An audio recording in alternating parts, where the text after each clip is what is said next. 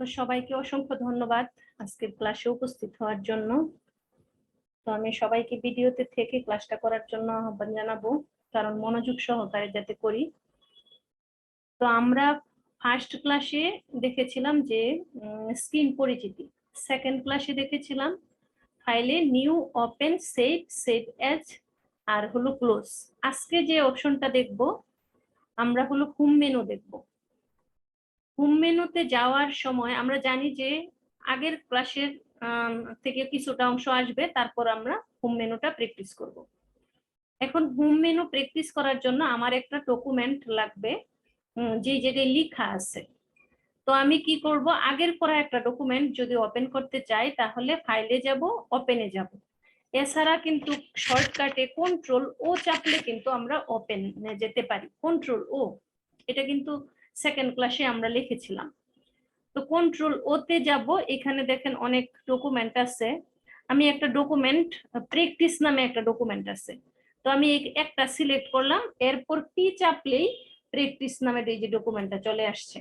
এখানে আমি ডকুমেন্টটা সিলেক্ট করব, ওপেনে ক্লিক করলাম। তো এখানে ডকুমেন্টটা দেখেন ওপেন হয়ে গেছে। আচ্ছা, এর আগে আমি একটু বলি আপনাদেরকে। আমি একটা হোমওয়ার্ক দিয়েছিলাম যে সিভি লিখে নিজের নামে লিখে তারপর করার জন্য, পোস্ট করার জন্য। আপনারা কে কে করছেন, সিভিটা লিখে পোস্ট করছেন, কে কে একটু হ্যান্ড রাইজ করবেন। মূলত টাইপটা যাতে ক্লিয়ার ধারণা থাকে এই জন্যই কিন্তু আমার এই কথাটা, এটা এই হোমওয়ার্কটা ছিল। যারা করেন নাই আপনারা হলো আবার করে নেবেন। যারা হোমওয়ার্কটা দেন নাই, কারণ হলো আমি কিন্তু টাইপে যাচ্ছি না, টাইপগুলি নিজের ইচ্ছায় করে নেবেন। আচ্ছা, টাইপগুলি নিজের ইচ্ছায় করে নেবেন। এখন আমি ধরেন একটা ডকুমেন্ট ওপেন করলাম। থ্যাংক ইউ সুমাইয়াকে, সে একাই কিন্তু হোমওয়ার্কটা দিছে।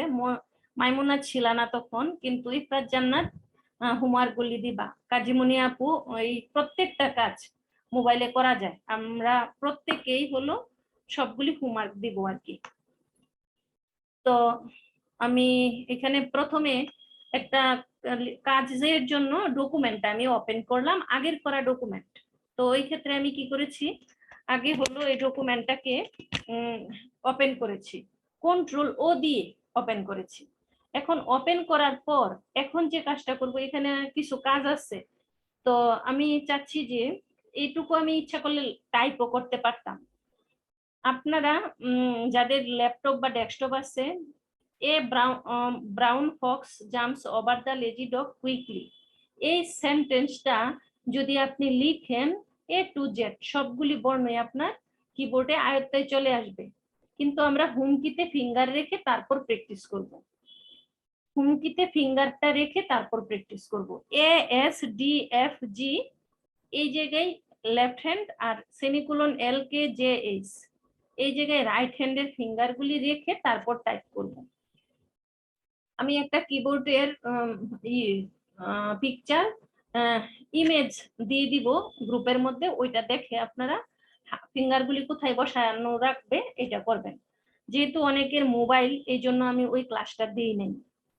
তো আর হলো যাদের মোবাইল নাই, আরেকটা সুবিধা হলো মোবাইল আর কিবোর্ড সেম, কিন্তু বর্ণগুলি এক এক জায়গায়, যে জায়গায় মোবাইলে আছে সেম জায়গায় কিন্তু কম্পিউটারেও আছে, কিবোর্ডে আছে।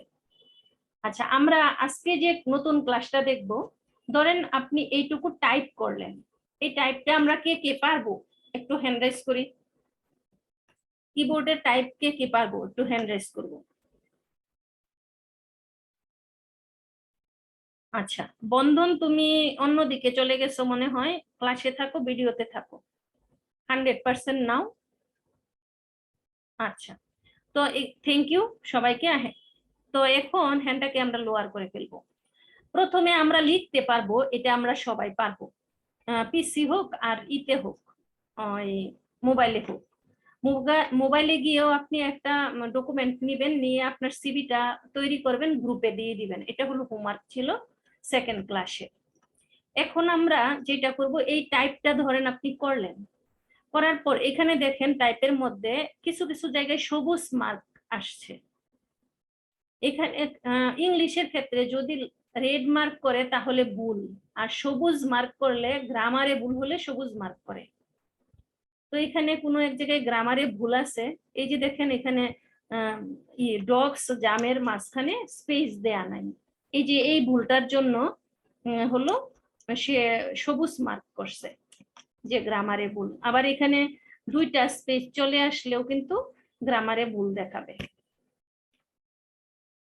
আচ্ছা, আমি একটা কাজ করি যে এইটুকু লেখা আমি, দেখেন আমি কিন্তু এখন আমি কি করতেছি, এই যতটুকু লেখা আছে সবগুলি মুছে দিলাম। ধরেন আপনি এক লাইন লিখলেন, এখন এই এক লাইনকে সেম লেখা দিয়ে পুরো পেজটা ভরাট করতে চান, তাহলে কি করবেন?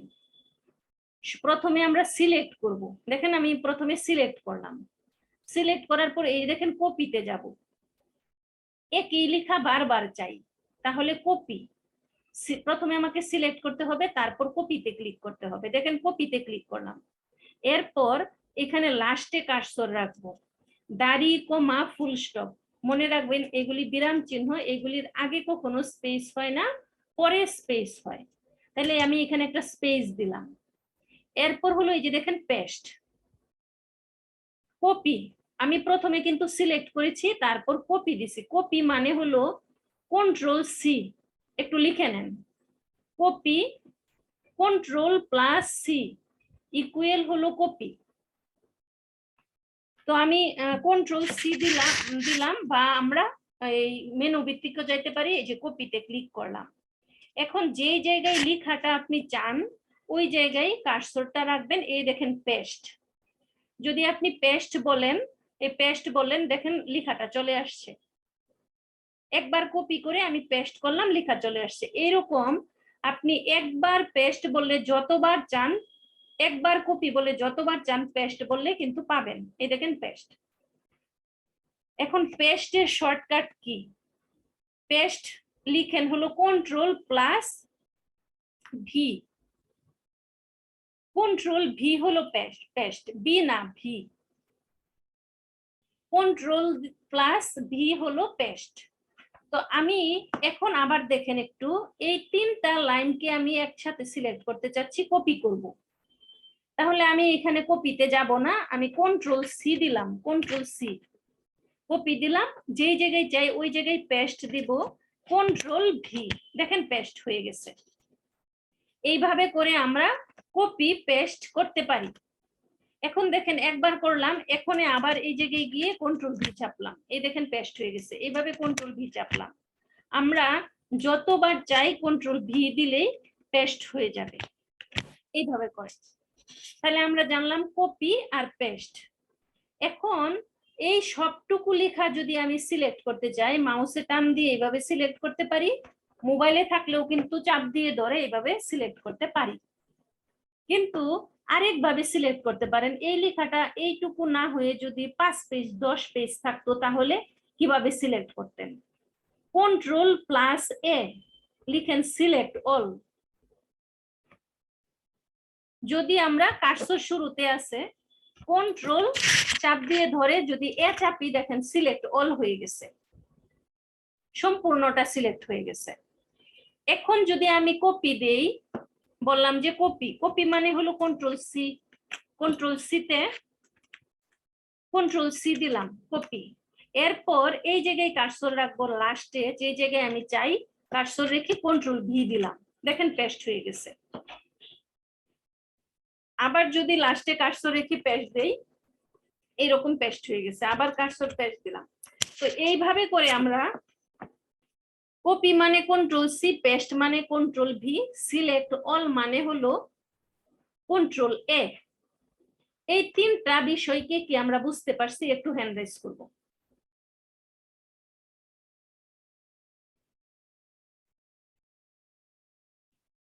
আচ্ছা, থ্যাংক ইউ। তো এখন যে বিষয়টা আমরা দেখব, ধরেন আমি এখানে 10টা লাইন রেখে বা এতটুকু লেখা রেখে বাকিগুলি মুছে ফেলতে চাই।